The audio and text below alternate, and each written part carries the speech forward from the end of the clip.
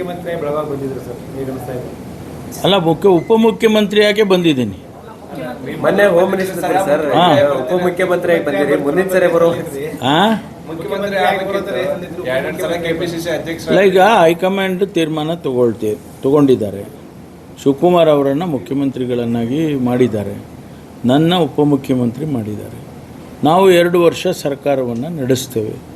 ಭಾಳ ಜವಾಬ್ದಾರಿಯುತವಾಗಿ ಕೆಲಸ ಮಾಡಿ ನಾವು ಜನಕ್ಕೇನು ಮಾತು ಕೊಟ್ಟಿದ್ವಿಲ್ಲ, ನಾವು ಈಗ ಪ್ರಣಾಳಿಕೆ ನೀವು ರೆಫರೆನ್ಸ್ ತೊಗೊಂಡ್ರಿ, ಪ್ರಣಾಳಿಕೆಯಲ್ಲಿ ನಾವು ಇಂಪಾರ್ಟೆಂಟಾಗಿ ನಾವು ಏನೇನು ಹೇಳಿದ್ದೀವಿ ಅದೆಲ್ಲ ಮಾಡಬೇಕಲ್ವಾ.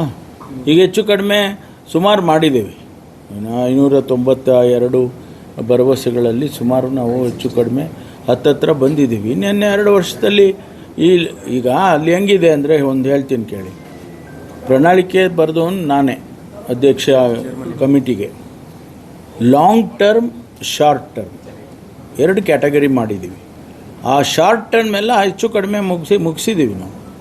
ಲಾಂಗ್ ಟರ್ಮ್ ಇದ್ದಾವಲ್ಲ ಅವುಗಳನ್ನ ನಾವು ಈಗ ಪ್ರಾರಂಭ ಮಾಡಿ, ಕೆಲವು ಪ್ರಾರಂಭ ಆಗಿದ್ದಾವೆ, ಕೆಲವು ಆಗಿಲ್ಲ. ಅವೆಲ್ಲ ಮಾಡೋದಕ್ಕೆ ಕ್ರಮ ತಗೊಳ್ತೀವಿ. ಮ್ಯಾನಿಫೆಸ್ಟೋದಲ್ಲಿ ಅತ್ಯಂತ ಸವಾಲು ಅಂತ ಅನ್ಸೋದು ಯಾವುದು ಮಾಡಬಹುದಾದ್ರು ಅದ್ರ ಭಾಳ ಡಿಫಿಕಲ್ಟ್? ನಾವು ಬೇಕಾದಷ್ಟಿದೆ. ಈಗ ಇರಿಗೇಷನ್ ಪ್ರಾಜೆಕ್ಟ್ಸ್, ಇಂಡಸ್ಟ್ರೀಸ್, UKP ಅವೆಲ್ಲ ಸುಮಾರು ಇರಿಗೇಷನ್ ಪ್ರಾಜೆಕ್ಟ್ಸ್ ಇದೆ.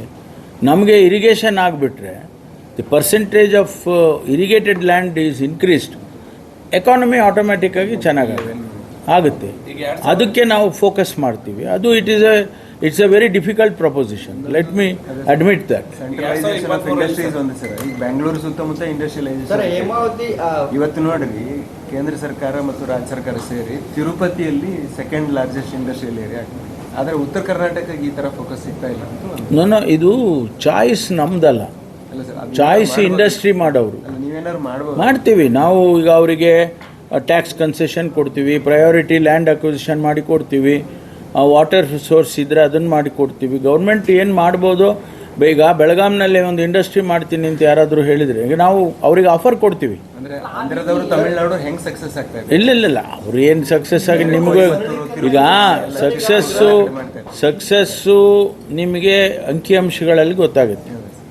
ಈಗ ನಾವು ಲಾರ್ಜೆಸ್ಟ್ ಟ್ಯಾಕ್ಸು GST ಕಲೆಕ್ಟ್ ಮಾಡೋರು ನಾವು, ಆಯಿತಾ. ಇಂಡಸ್ಟ್ರಿನಲ್ಲಿ ಕೂಡ we are the 2nd largest in the country. ಅವೆಲ್ಲ ಬೇರೆ ರಾಜ್ಯದವ್ರು ಮಾಡೋಕ್ಕಾಗೋದಿಲ್ಲ.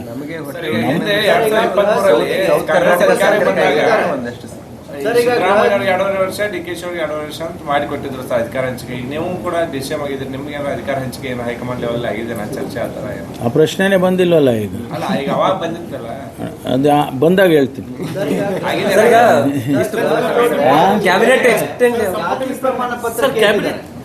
ಜಾತಿ ಪ್ರಮಾಣ ಪತ್ರವನ್ನು ಯಾವುದಕ್ಕೆ? ಗೃಹ ಜ್ಯೋತಿ ಅರ್ಜಿಗೆ ವಾಪಸ್ ಅರ್ಜಿ ಹಾಕಿ ಅಂತ ಹೇಳಿದ್ದಾರೆ.